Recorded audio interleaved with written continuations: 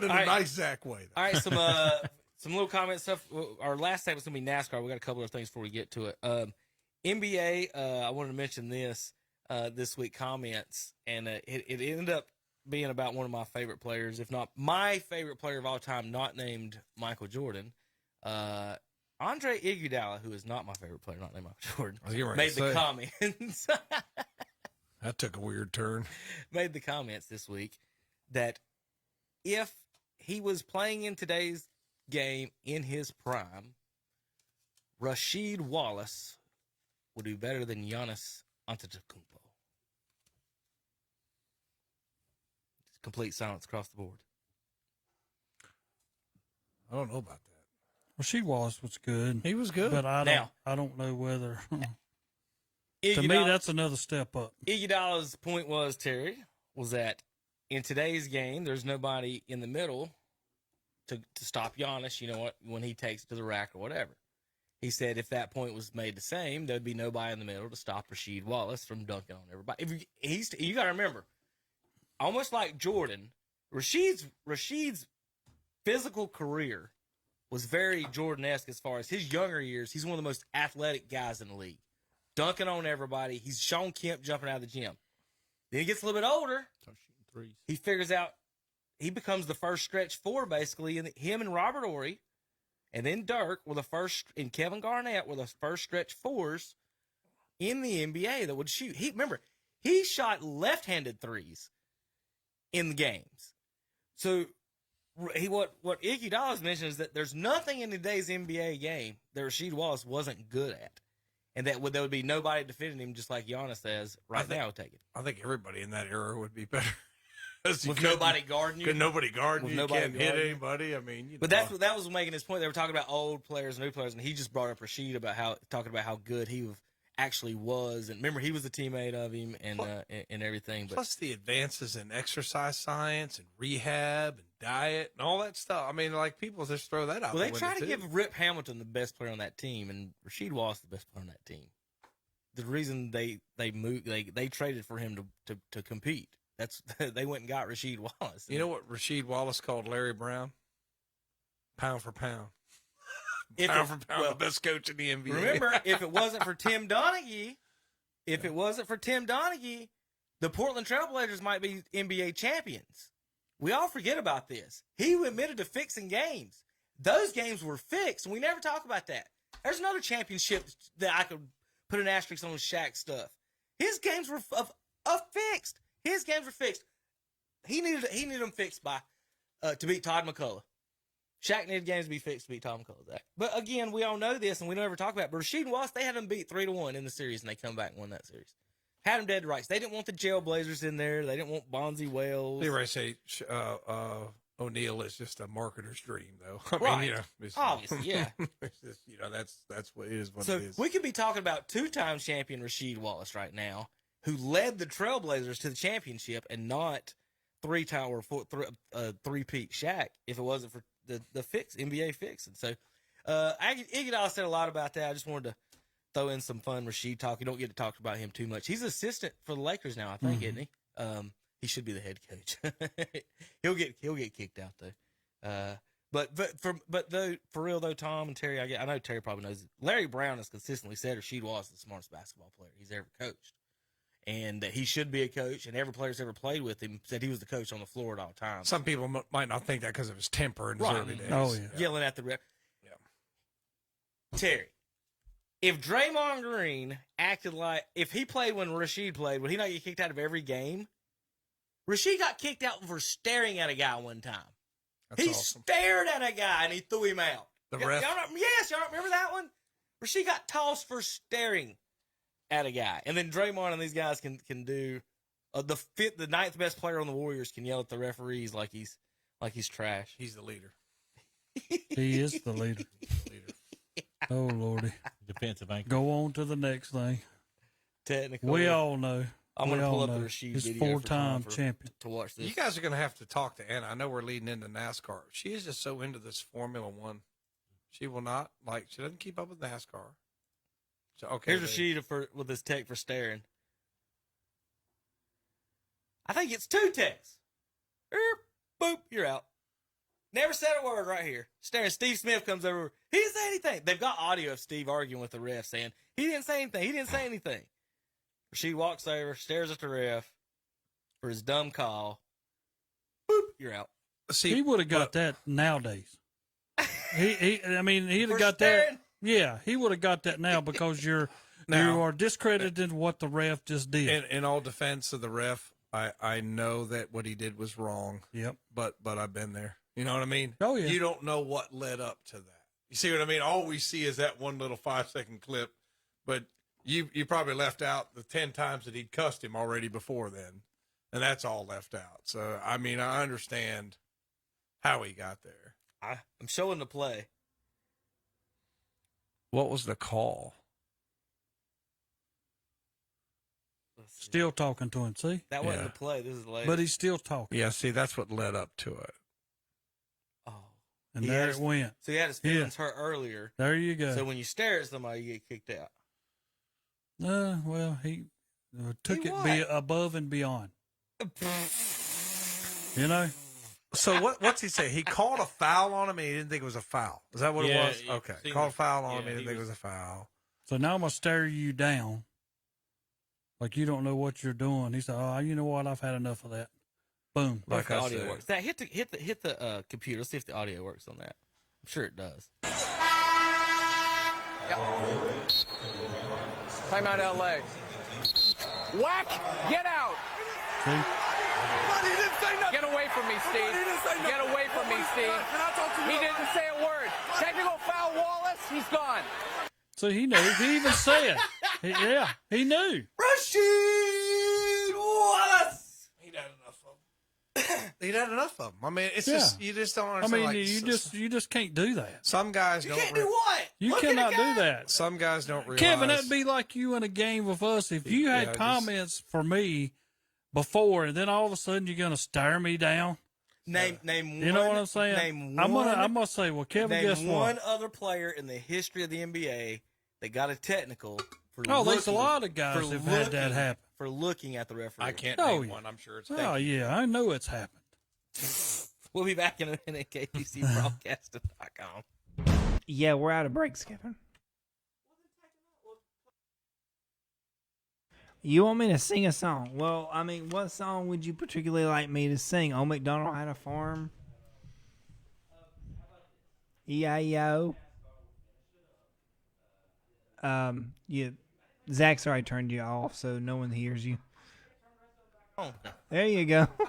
Yeah, I meant to tell you, we were out of breaks. I didn't know what you wanted me to do if you wanted to go to another break. I mean... Well, I mean, we don't have to, but we'll stay right here. Shelby Heating and Air, Saturday Morning Sports Talk, 704-487-7877. The big argument this week in NASCAR, Terry. Let's see if I can find my Twitter right. Let's see, TweetDeck. Tweetsy Railroad. I typed in TweetDeck and it went Tweetsy Railroad. That's not what I was looking for at all. Let's see, NASCAR on NBC tweeted out some controversy. Let's see if I can find it. Yes, I have found it. Terry, Pocono. Tell me about what you know about Pocono real quick. I like Pocono. It becomes to mileage. And I mean, not mileage. I mean, gasoline, how much you got left in your car, whether you can make it on your final laps. You know, I mean, it's tires become a big portion up there at Pocono. I love it. Kevin Harvick's good there. Don't be aware if he does not win the race. Because, I mean, you got 14 winners now, y'all. And there's, 7 races to go? So how do they call that shot? I mean, It's fixed. It's all there. It's fixed. Well, I knew the one that when Chase Elliott won his was fixed. You just don't call somebody then be down there where they can blow the horns at his little grill place and all of a sudden he wins the race. Or when Chase Elliott comes in second behind people who's never won races. Well, Tyler Reddick is a good road course driver. There's a difference there. I can understand that one. If you're not a good road course driver, I'd say, you know what, because anytime you say road courses, Tyler Reddick's part of it. That's the easiest. That's probably the easiest. Chase Elliott's the one that got me because they were at his grill. Well, you already knew that one. Yeah, and it's going to, I mean, that's just I think common the road sense. course is the easiest place to let somebody else win. And Chase has never won in Atlanta. and then all of a sudden he wins. And he won first stage, second stage, and then won the race. And then they get to go down there and blow the horn. I mean, guys, I'm sorry to say stuff that you think is fixed or not fixed, but that looked like that was fixed from the time they started the race. We see just a minute ago, basketball was fixed at certain times. So, I mean, they just can't say these things, and they pan out perfectly. It don't usually happen like that. I mean, I hate to go back. Parody's go back good. to Dale Earnhardt Jr., but when Dale Earnhardt Jr., after his dad died, then the July the 4th race, Dale wins it. right. I mean, you sit and Question look at some of stuff. the stuff. Yes. Curious that he'd win that race. Yeah, that's And what we I'm was talking saying. about, how many winners did you say this year? 14 out of 14. 17? 14 out of 17 16. new winners. And they called that shot at the beginning of the year. I guess that's why Anna's gotten into Formula One. It's not fixed. She says it's easier to keep up with because there's only 20 Formula cars. One is, see, that's the reason I despise road courses. And people, I know a lot of people out there say, no, I like them. Go ahead and like them. I don't blame you. Everybody has their opinion. But road courses for NASCAR, that's not what NASCAR was built around. That's not what NASCAR is. I mean, it become run one road course. Then all of a sudden they added another one. Now they add another one and another one. And the more you do this, until some of these guys, like Cole Custer, has no chance of winning a race like that. That's not what he is. He's NASCAR, where you go into little circle things. But when you start, I don't know. I don't even need to get into that. When I was a kid, Makes me mad. when I was a kid, it was Watkins Glen. Yeah. I couldn't remember another. There was not I can't another either. one. I There was couldn't not either. another one. Then Watkins Glen. Sonoma come.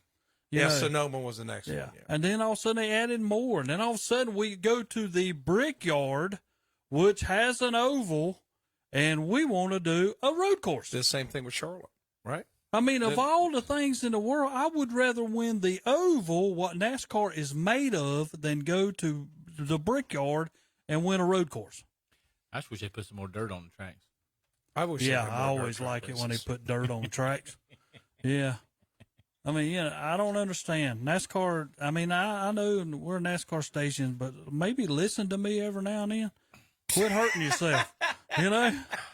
Well, last weekend we forgot to wish Ricky Bobby a happy birthday. He was born on July 16th, 1971, and we forgot all about it, guys. We had on his birthday, Ricky Bobby of West River, North Carolina. Terry, you ever heard of West River, North Carolina? Okay. Is that that's a where it place? If you're not first, you're last. Is that a place? Is that The a real funny place? thing with Will Ferrell is he wasn't born in North Carolina. His parents were from North Carolina, moved to California, but he's always had like this childish affection for North Carolina, even though he's never lived there.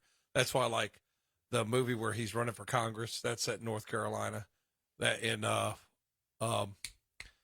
Eastbound and Down, which he had, that's set in Shelby, North Carolina. That's kind of his. Awesome. That's why so much of his stuff is North Carolina, even though he's never lived here. He's not from North Carolina.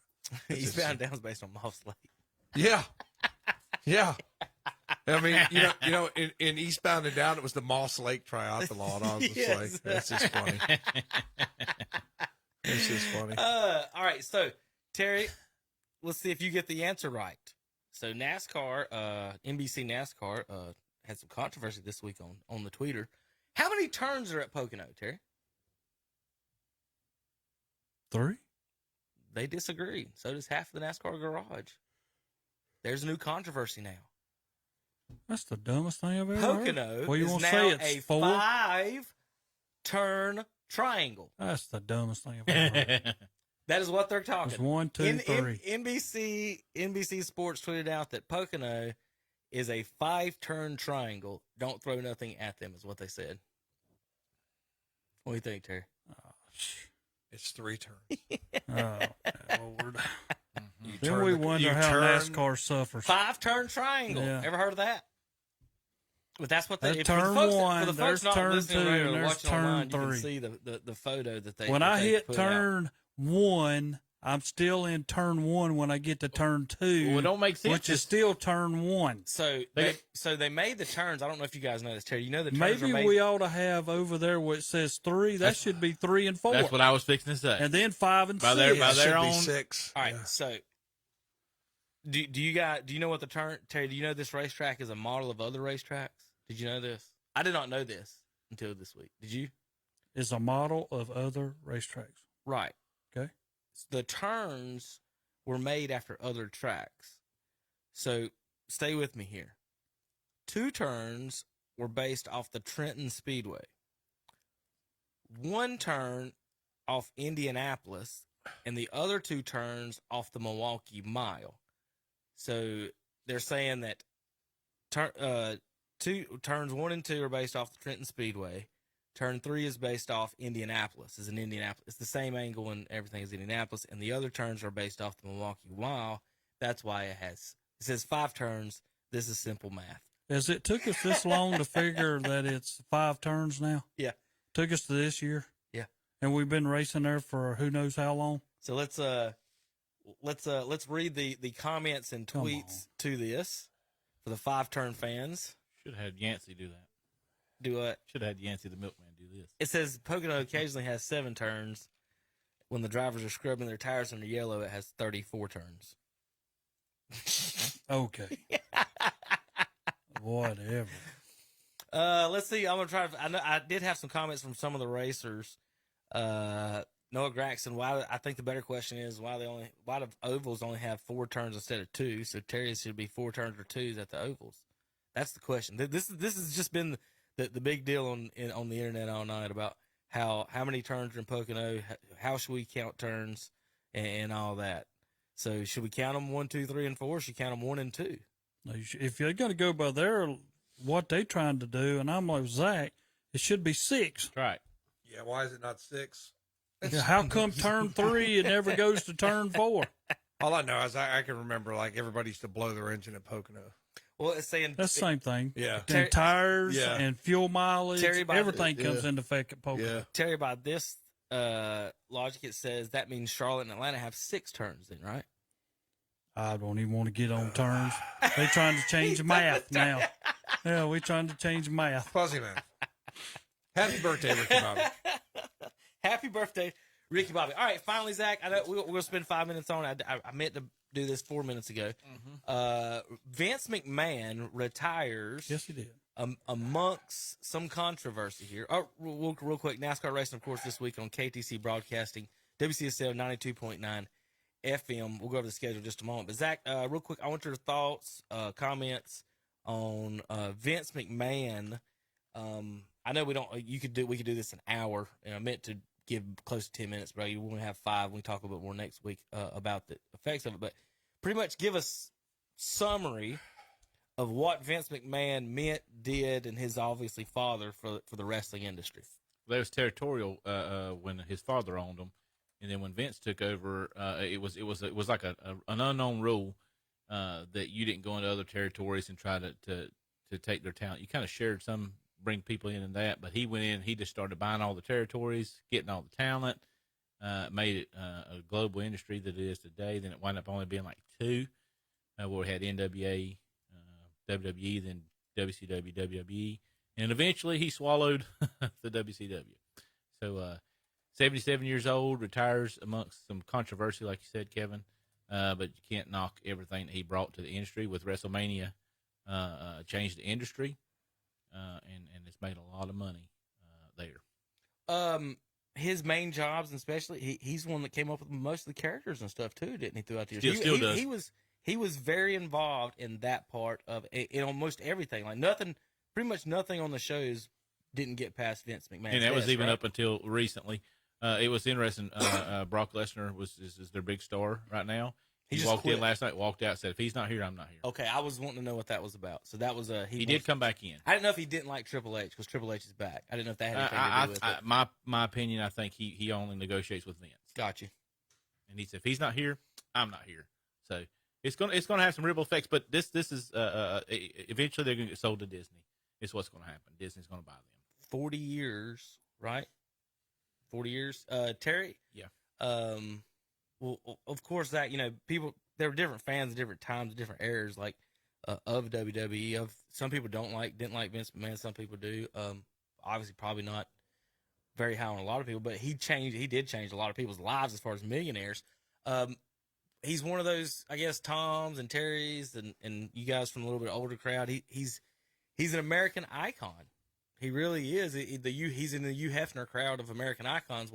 Whatever you like, if you don't do or don't like what he did, you can't you can't deny that he had an effect on this country's culture, especially the South. And for The Rock and Hulk Hogan and Ric Flair to be the worldwide names they are. Do you think Rocky Maivaia's family ever thought that he would be able to make the millions and the type of money and the star power that he did based on when they were wrestling back in the day on mats, just meeting Vince McMahon? Vince did not come into the forefront until a little bit later. Remember with the Montreal Screwjob, Mm-hmm. He became evil Mr. McMahon. Mm-hmm. Everybody thought he was an announcer up until that point. He came out, showed that he was the owner, basically, and he thought it was going to be a bad thing, and it wound up making them buku of billions of dollars because of his character. Tom, favorite wrestlers? I don't know. I always liked the Macho Man when I was a kid. Macho Ooh, Man. yeah. We had a conversation with Hoy about him last night. And I tell you who I always thought was. Hold on, Tom. I need one more of those. Give me one more. Ooh, yeah. That's going to get put on. I don't know if I could do it. Ooh, yeah. Should have pulled your glasses. Yeah. Yeah, pull those glasses. Yeah. He would do all that stuff. You know who else? My brother. So the thing about Macho Man is funny. They said, "Man, would you really quit talking like that?" He said, "What are you talking about?" That's what he told. That's what are you talking about? But we always like my brother and I when we watched it, always like Steven Regal. Oh, He's a man. You know, he is one of their number one trainers. Right? He's like one of the most respected guys in their locker room because he's that good. Yeah. Lord Steven Regal. Yeah. They look up to him like unbelievable. Yeah. They said he would legitimately a bad dude. Like he'd put you down in the wrestling ring. Yeah. Terry, favorite wrestlers? Stone Cold said so. Because Stone Cold said so. He wasn't really one of my. I like the guys with like skills, not the just I'm gonna fight Screaming. people. Yeah. Besides Andre the Giant, he's probably my only one that. Of course, Zach knows my favorite. I like Sting's my favorite because he's the one, and he didn't work for Vince McMahon, and never did. They crapped on him so hard.